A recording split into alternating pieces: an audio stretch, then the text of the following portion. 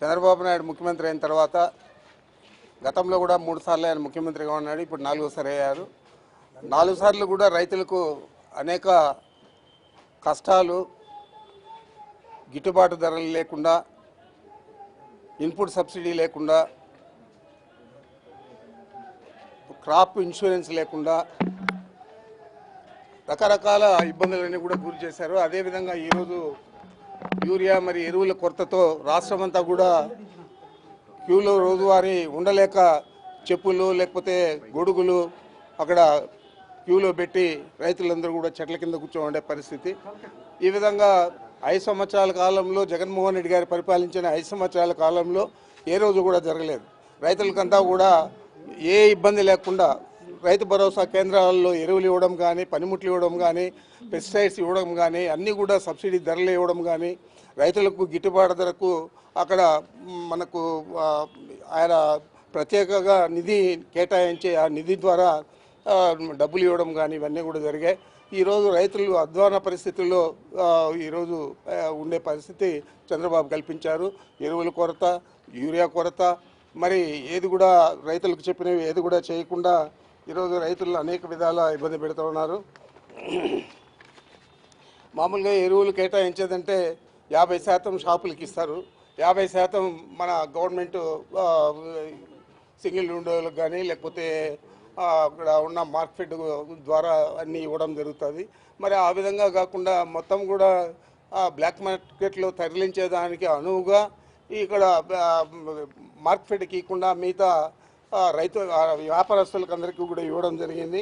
ఆ విధంగా చేయబట్టే ఈరోజు ఎరువుల ధర పెరిగిపోవడం, దాదాపు 270 రూపాయలు ఉంటే దాన్ని 450 నుంచి 600లకు అమ్ముతూ ఉన్నారు.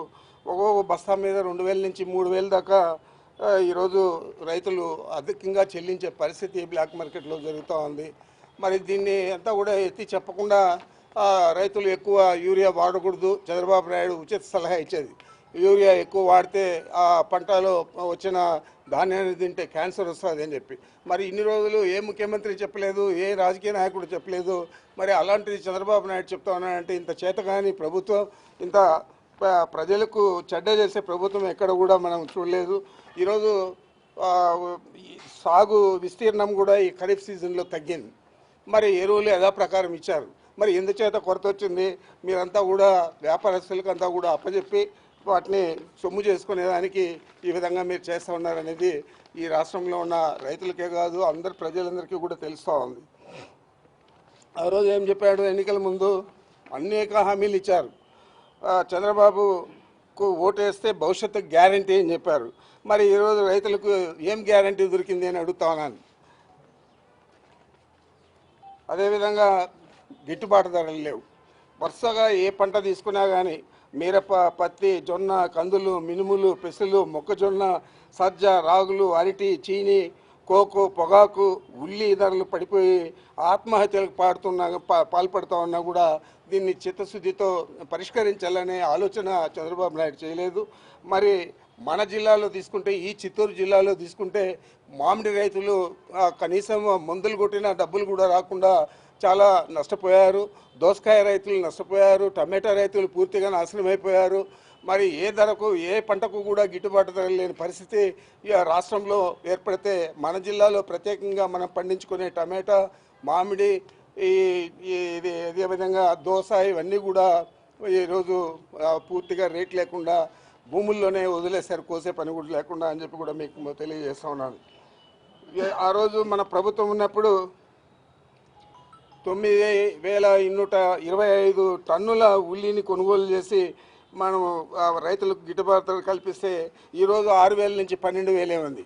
ఆ రోజు 30,000 నుంచి 1,00,000 దాకా అత్యధికంగా ఉల్లి ధర పలికింది. మరి ఈ విధంగా ప్రతిదీ చూస్తే కోవిడ్లో కూడా రైతులకు గిట్టుబాటు ధర కల్పించిన ఘనత జగన్మోహన్ రెడ్డి గారిది. మరి ఈ ధరల స్థిరీకరణ నిధిని ఏదైతే ఏర్పాటు చేశారో ఆ రోజు జగన్మోహన్ రెడ్డి గారు, దాని ద్వారా 7,802 వేల కోట్లు ఖర్చు చేయడం జరిగింది. మరి ఈరోజు ఆ రోజు రైతులకంతా కూడా జగన్మోహన్ రెడ్డి గారు అండగా నిలిచారు. మీరు ఈరోజు రైతులను పలకరించే నాదుడే లేదు. ప్రభుత్వంలో ఉన్న ముఖ్యమంత్రే రైతుల గురించి పట్టించుకోకపోతే మంత్రులు కానీ, శాసనసభ్యులు కానీ, పార్లమెంట్ సభ్యులు కానీ ఏం పట్టించుకుంటారని మీకు నేను మనవి చేస్తూ ఉన్నాను.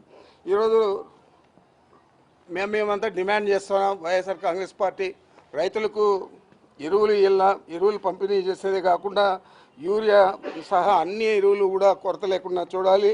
రైతుల చెంతకే వాటిని చేర్చాలని చెప్పి తెలియజేస్తా ఉన్నాం. బ్లాక్ మార్కెట్ను నియంత్రించాలి. ఎరువులను పక్కదోవ పట్టిస్తున్న వారిపై చర్యలు తీసుకోవాలి. పంటలకు గిట్టుబాటు ధర అందించాలి. ఉచిత పంటల బీమాను పునరుద్ధరించి అందరికీ వర్తింపజేయాలి. వర్షాల కారణంగా దెబ్బతిన్న ప్రాంతాల రైతులను వెంటనే ఇన్పుట్ సబ్సిడీ ద్వారా ఆదుకోవాలని డిమాండ్ చేస్తూ ఉన్నాం. తప్పకుండా రైతుల పక్షాన వైఎస్ఆర్ కాంగ్రెస్ పార్టీ యథావిధిగా పోరాడుతుంది. గతంలో కూడా మేము రైతుల కోసం అనేక కార్యక్రమాలన్నీ చేశాం. ఈరోజు రైతులను పట్టించుకునే నాదుడే లేదని మనం అందరూ కూడా గ్రహిస్తూ ఉన్నాం.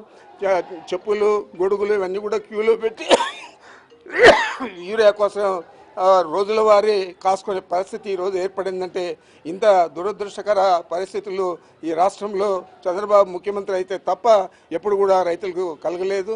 ఈ 4 సార్లు ఆయన ముఖ్యమంత్రి అయితే 4 సార్లు కూడా రైతుల గురించి పట్టించుకునే నాదుడే లేదు. పైపెచ్చు మా గతంలో మనం చూసాము, వ్యవసాయం చేయడం దండగా అని చెప్పిన చంద్రబాబు నాయుడు ఏ విధంగా రైతులను ఆదుకుంటాడని చెప్పి నేను ప్రశ్నిస్తా ఉన్నాను. మీరే చూస్తూ ఉన్నారు, క్యూలలో చెప్పులు పెట్టేది, గొడుగులు పెట్టి మాండ్ల కింద రోజులు పడిగాపులు కాస్తూ ఉన్నారు రైతులందరూ. ఇంకా అంతకంటే ప్రత్యక్ష సాక్ష్యం ఏది కావాలని నేను అడుగుతా ఉన్నాను. ఆయన వచ్చినప్పటి నుంచే అధికారంలోకి వచ్చినప్పటి నుంచి సోషల్ మీడియా వాళ్ళ మీద అనేక రకాల వేధింపులు, సాధింపులు చేసేదే కాకుండా వారిని మానసికంగా, శారీరకంగా కూడా ఇబ్బంది పెట్టి వారిని జైలులో బంధించిన విషయాన్ని కూడా మీరందరూ కూడా గమనించారు. నేను ప్రత్యేకంగా చెప్పనక్కర్లేదు. రాష్ట్ర వ్యాప్తంగా మాజీ ముఖ్యమంత్రి వర్యులు వైఎస్ జగన్మోహన్ రెడ్డి గారు రైతుల సమస్యల పట్ల, ఏదైతే రైతులు ఎదుర్కొన్నటువంటి సమస్య గురించి అందరూ కూడా పాల్గొని రైతులకు న్యాయం చేసే విధంగా మనం ప్రభుత్వాన్ని నిలదీయాలని సూచించారు. అందులో భాగంగానే పెద్దలు పెద్దిరెడ్డి రామచంద్రారెడ్డి గారు పలమనేరుకు ఇచ్చేశారు. ఈరోజు ఒకటి మా డిమాండ్, రైతులకు గతంలో ఇచ్చినటువంటి హామీలు ఏదైతే చంద్రబాబు నాయుడు గారు గుర్తుపెట్టుకొని అదేవిధంగా ఈరోజు మీరు నడుచుకొని ఆ హామీలను నెరవేరిస్తే బాగుంటుందని మా ముఖ్య ఆవేదనను కూడా మేము తెలియజేస్తున్నాం. ఎందుకంటే ప్రజలు నిన్ను ప్రతిసారి నమ్మి మోసపోతున్నారు అనే దానికి ఉదాహరణకి ఈ రైతుల సమస్య కూడా ఒకటి. ఎందుకంటే బాబు షూరిటీ భవిష్యత్తు గ్యారంటీ అని చెప్పి నువ్వు గతంలో ప్రజలందరినీ కూడా, ఈరోజు రైతులనే కాదు, రైతులు కావచ్చు, ఉద్యోగస్తులు కావచ్చు, విద్యార్థులు కావచ్చు, మహిళలు కావచ్చు, వృద్ధులు కావచ్చు, అందరినీ కూడా మోసం చేసినటువంటి ఘనత చంద్రబాబు నాయుడు గారికి దక్కుతుంది. అదేవిధంగా ఎప్పుడు మాట్లాడినటువంటి మాటలు మనం చూసాం. యూరియా కానీ ఎక్కువ వేస్తే క్యాన్సర్ వస్తుందనేది ఎక్కడా కూడా మనం వినలేదు. ఈరోజు ఈయన కుటుంబ సభ్యులు కావచ్చు, వీళ్ళ పార్టీ నాయకులు కావచ్చు, బ్లాక్ మార్కెట్లో బ్లాక్ వ్యాపారం చేసుకుంటూ ఎరువులంతా కూడా ఎక్కువ రేట్లకు బయట అమ్ముకుంటూ ఎవరైతే నిక్కచ్చిగా నిజాయితీగా ఉన్నటువంటి రైతు ఉన్నాడో ఆ రైతుకు ఈరోజు ఎరువులు అందకుండా, ఈరోజు ఏ రైతైనా సరే ఎరువులు అందుతూ ఉంటే పడిగాపులు కాసే పరిస్థితి ఎందుకు వస్తుందని మేము అడుగుతున్నాం. అదేవిధంగా జగన్మోహన్ రెడ్డి గారు ఎప్పుడైతే ఈ విషయం పైన రియాక్ట్ అయ్యారో ఆ తర్వాతే ప్రభుత్వం కూడా ఒక మెట్టు కిందకి దిగొచ్చి ఈరోజు ఏదో తూతూ మంత్రంగా వ్యవహరిస్తుందనే మాట ప్రజలందరూ కూడా ప్రతి గ్రామంలో కూడా చెప్పుకుంటున్నారు. జగన్మోహన్ రెడ్డి గారు లేకపోతే ఇంకా ఈ పరిస్థితి ఏమయ్యేది ఆంధ్ర రాష్ట్రంలో? ఎందుకంటే ఆయన ముఖ్యమంత్రిగా ఉన్నప్పుడు అనేక సంక్షేమ పథకాలు ప్రతి కుటుంబానికి అందించాడు. ఈరోజు ఆయన ప్రతిపక్షంలో ఉన్నా కూడా ఈరోజు ఈ ప్రభుత్వం వైఖరి చూస్తే ఆయన రియాక్ట్ అయ్యి ఆయన గొంతు విప్పితే తప్ప ప్రజలకు న్యాయం జరిగే పరిస్థితి లేదు అని ప్రజలందరూ కూడా గమనిస్తున్నాను. రాబోయే రోజుల్లో ఖచ్చితంగా మీకు తగిన బుద్ధి ప్రజలే తెలియజేస్తారని తెలియజేస్తూ ఉన్నాం. రాష్ట్ర వ్యాప్తంగా మా నాయకులు వైఎస్ జగన్మోహన్ రెడ్డి గారు ఇచ్చిన పిలుపు మేరకు ఇక్కడ ఈ ఆర్డీఓ కార్యాలయంలో పెద్దలు రామచంద్రారెడ్డి గారి ఆధ్వర్యంలో రైతు తరపున వినతి పత్రం ఇవ్వడానికి రావడం జరిగింది.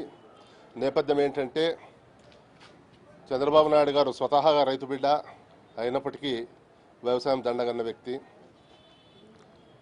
గత ప్రభుత్వంలో జగన్మోహన్ రెడ్డి గారి ప్రభుత్వంలో ధరల స్థిరీకరణ అయితేనేమి, రైతులకు గిట్టుబాటు ధర అయితేనేమి, ఇవన్నీ లభించే విధంగా ఒక ఎఫెక్టివ్ మేనేజ్మెంట్ అనేది ఒకటి ఉన్నింది. ఇవాళ అవన్నీ లేవు. యూరియా కొరత ఈరోజు బ్లాక్ మార్కెట్ తరిగిపోతూ ఉంది. ఇంకొక వాదన, వితండమైన వాదన, యూరియా వినియోగం వల్ల భూమి చెడిపోతుందని. అయ్యా చంద్రబాబు నాయుడు గారు, యూరియా తలసరి వినియోగము పంజాబ్, హర్యానా రాష్ట్రాల తర్వాత ఎక్కడో చివరి ఉంది ఆంధ్రప్రదేశ్ తలసరి వినియోగంలో. ఆ పర్యావరణం గురించి మీరు అంత బాధపడద్దండి. రైతులకు ఇవ్వాల్సినవి ఏమేమి ఉన్నాయి ఇవ్వండి. ఖచ్చితంగా గిట్టుబాటు ధరలు కావాలి. ఎప్పుడైతే మా జగన్మోహన్ రెడ్డి గారు ఈ రైతు బాట పేరుతో ఆయా పంటలన్నీ పరిశీలించే క్రమంలోనే ప్రభుత్వం కదిలిందని మీకు గుర్తు చేస్తా ఉన్నా. ఎక్కడైనా కానీ టమోటా పంటను రోడ్డు మీద వేసి చూసినాం, కానీ చరిత్రలో తొలిసారిగా చంద్రబాబు నాయుడు గారి సొంత జిల్లాలోనే మామిడి పండ్లను కూడా రైతులు రోడ్డు మీద వేసి నిరసన తెలియజేసినారు. ఈ ఘనత అంతా తమరిదే. ఇప్పుడైనా మేము మీ కోరేది ఒకటే, కొంచెం మేమేదో మాకు క్రెడిట్ ఇవ్వద్దండి, మీరే రైతులకు సాయం చేసి ఆ క్రెడిట్ మీరే తీసుకోండి. దయచేసి రైతులను ఆదుకోండి.